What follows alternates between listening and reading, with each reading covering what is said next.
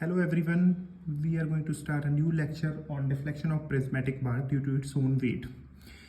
देखिए प्रिज्मेटिक बार का फोर्स से डिफ्लेक्शन हम लोगों ने पहले ही बता दिया है. अब हम लोग deflection prismatic bar due to its own weight करना जा रहे हैं. What is deflection? डिफ्लेक्शन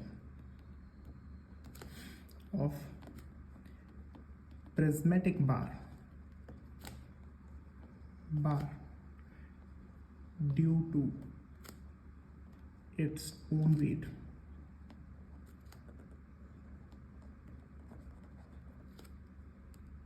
आप सेल्फ वेट भी लिख सकते हो due to its own weight. For example ये एक मेरे पास में ऊपर से फिक्स है, नीचे prismatic bar. Prismatic means uniform cross section आखिरी तक. ये बार है, इसकी वेट डेंसिटी जिसको मैं गामा कहता हूँ, इस weight density. What is weight density? Weight density is equal to total weight, which is mg divided by volume. Volume you can say area into length. ये पूरी इसकी लेंथ L है, और area is the area of cross section. तो हम लोग उसको gamma कह देते हैं वेट डेंसिटी को. फॉर एन एग्जाम्पल हम लोगों ने एक सेक्शन लिया है एट एन डिस्टेंस x के ऊपर, एक सेक्शन लिया dx लेंथ का. अब इसके ऊपर डिफ्लेक्शन, इस dx एलिमेंट के ऊपर डिफ्लेक्शन इस पूरे वेट की वजह से कितना होगा, ये हम लोगों ने चेक करना है. पहले हम लोग इस सेक्शन का वेट निकाल लें, नीचे वाले सेक्शन का वॉल्यूम इनटू ये वॉल्यूम डेंसिटी से मल्टीप्लाई कर देंगे, वेट डेंसिटी से मल्टीप्लाई कर देंगे. वॉल्यूम पहले निकालो. Volume is equal to x into area, ये इसका वॉल्यूम आ गया, इंटू वेट डेंसिटी. ये हो गया weight which is acting in downward direction. हम लोग को पता है weight upon area is equal to stress, या force upon area is equal to stress into E. Deflection किस में? dx में चेक करना है. इंटीग्रेट कहाँ से करना है? 0 से लेके l तक. अब देखिए ये कैंसिल हो गया टर्म. गामा ये जो हमारे पास में है वेट डेंसिटी, ये कांस्टेंट है, ई इज ऑल्सो कांस्टेंट, तो हम लोग बाहर ले लेंगे इसको. इंटीग्रेट करना है 0 से लेके l तक x dx. इंटीग्रेट कीजिए इसको x²/2 इंटीग्रेशन 0 से लेके l तक गामा बाई ई. अब देखिए इसमें वैल्यू पुट कर दीजिए तो हमारे पास में आ जाएगा l² गामा ओवर 2e. ये हमारे पास में क्या आ गया? ये हमारे पास में आ गया deflection, full deflection, delta L deflection due to its own wait.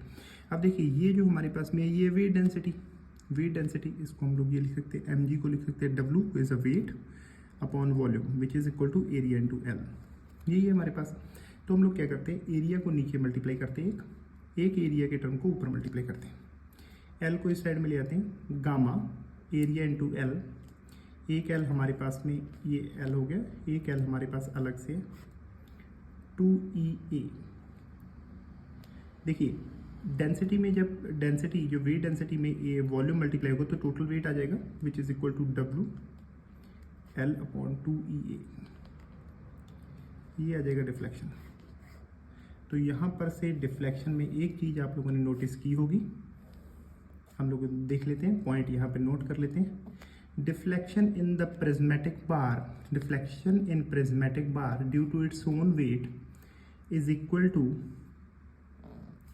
Deflection in the bar, कोई भी बार में, when the load is applied at a distance of when a load of weight is applied at a distance of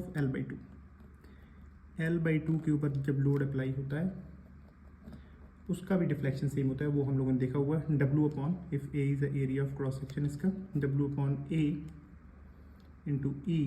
length हमारे पास L/2 है which is very similar.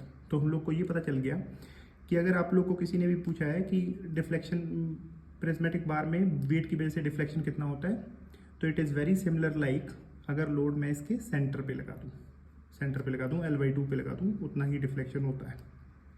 तो ये अब हमारे पास में आ जाता है. देखिए प्रिज्मेटिक बार का हम लोग कंप्लीट हो गया.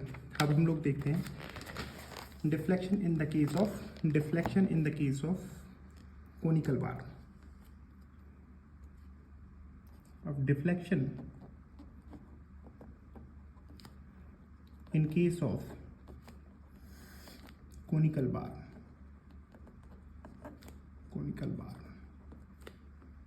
बार due to its own weight, due to self weight. Very important topic. इसके बाद में आपको कोई भी किसी भी चीज़ से स्टडी करने की ज़रूरत नहीं है। मैं आपको बता देता हूँ, एक बार करवा दिया, प्रूफ भी है इसका। सपोज कर लीजिए ये मेरा कॉनिकल सेक्शन है, ये मेरा कॉनिकल सेक्शन है, ठीक है। ये मैं सेंटर लाइन ले लेता हूँ, ये मेरा रेडियस है r जो बेस के ऊपर है, ये मेरी लेंथ है l, यहाँ से यहाँ तक ये मेरी लेंथ है l, ये मेरा r रेडियस है। फॉर एग्जांपल सिमिलर लाइक इसमें भी हम लोग इसकी भी वेट डेंसिटी को हम लोग वेट डेंसिटी जो है हमारे पास, इसकी भी वेट डेंसिटी को हम लोग गामा ही लिख लेते हैं, विच इज़ इक्वल टू किसके बराबर है, पूरे का वजन लोड, W इज फुल पूरे का वजन डिवाइडेड बाई वॉल्यूम, सारे की वॉल्यूम। और वॉल्यूम कितनी होती है, कोन की वॉल्यूम कितनी होती है, 1/3 पाई r स्क्वायर l, पाई r स्क्वायर, r कैपिटल लिया हुआ l, तो यही तो वॉल्यूम होती है। तो ये हम लोगों ने वेट डेंसिटी ले ली। अब हम लोग सिमिलरली इस केस में भी पैटर्न सेम रहेगा। एट एन डिस्टेंस x के ऊपर हम लोग एक सेक्शन ले लेते हैं, ये वाला सेक्शन ले लिया। सेक्शन पे, इस सेक्शन के ऊपर ये जो नीचे वाले कोन है इसकी वजह से कितना इलॉन्गेशन आएगा, फिर उसको इंटीग्रेट कर देंगे 0 से लेके l तक। सबसे पहला हमारा टर्म्स है यहाँ पर रेडियस क्या है, तो सिंपल देखिए r/l पूरी radius upon l multiplied by x, ये हमारे पास स्मॉल रेडियस आ जाता है। दिस इज स्मॉल रेडियस, ये इक्वेशन ऑफ लाइन से आ जाएगी स्मॉल रेडियस। देखिए अब हमारे पास में इसके ऊपर निकालना है कि यहाँ पर वेट कितना आएगा, तो देख लीजिए वेट कितना आएगा, 1/3 पाई r कितना है, r/l x, यही तो वेट होता है, 1/3 पाई r स्क्वायर इंटू एक्स, दिस इज वेट। ये वॉल्यूम है, वॉल्यूम इंटू वेट डेंसिटी, ये वेट डेंसिटी हम लोग ले रहे हैं, थोड़ा कंफ्यूजन मत होना r और s।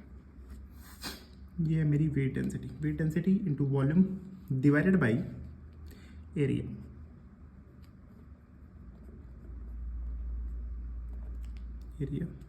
Into D x upon E.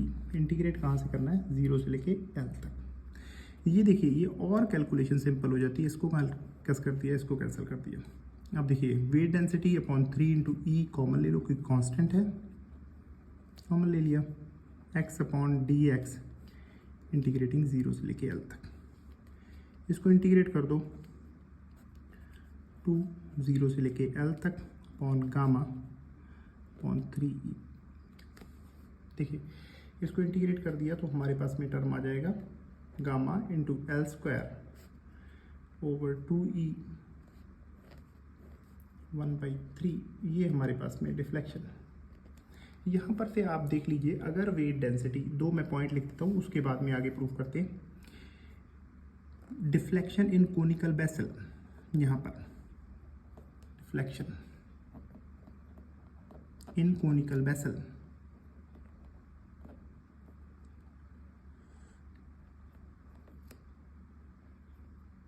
Conical bar, deflection in conical bar is 1/3 times the prismatic bar.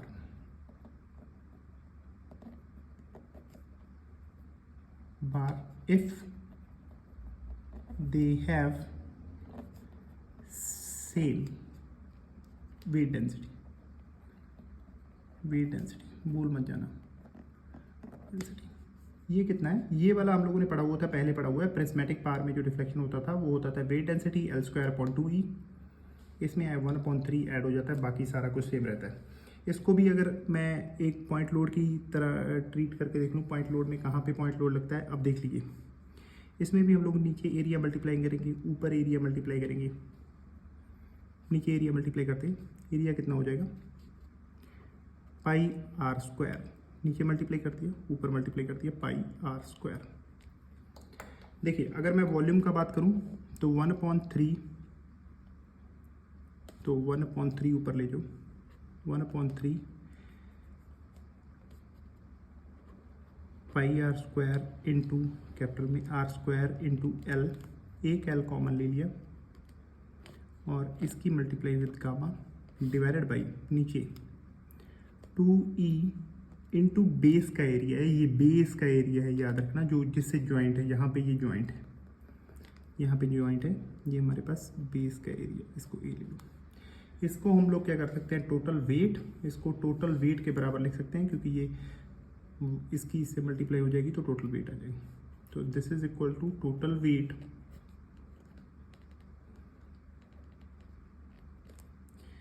कोई भी फर्क नहीं है। इन दिस केस ऑल्सो ये भी पॉइंट लोड की तरह ही कन्वर्ट हो जाएगा। किस तरह से? पॉइंट लोड की तरह कन्वर्ट हो जाएगा, पॉइंट लोड की तरह कन्वर्ट हो जाएगा अगर इसके सेंटर पे लगा जाओ। ये भी डिफ्लेक्शन सेम ही शो करेगा अगर इसके सेंटर के ऊपर मैं लोड लगा दूं, कितना? इसके वेट के बराबर, एट अ डिस्टेंस L/2 पे लगा दूं, ये भी डिफ्लेक्शन सेम ही शो करेगा, which is equal to W/A। A ये क्रॉस सेक्शन एरिया है, AE L/2, ये भी डिफ्लेक्शन। तो ये दो पॉइंट थे हमारे पास, deflection in the conical vessel due to its own weight, और deflection in prismatic path due to its own weight. अगर कोई भी इशू हो, एक मिनट,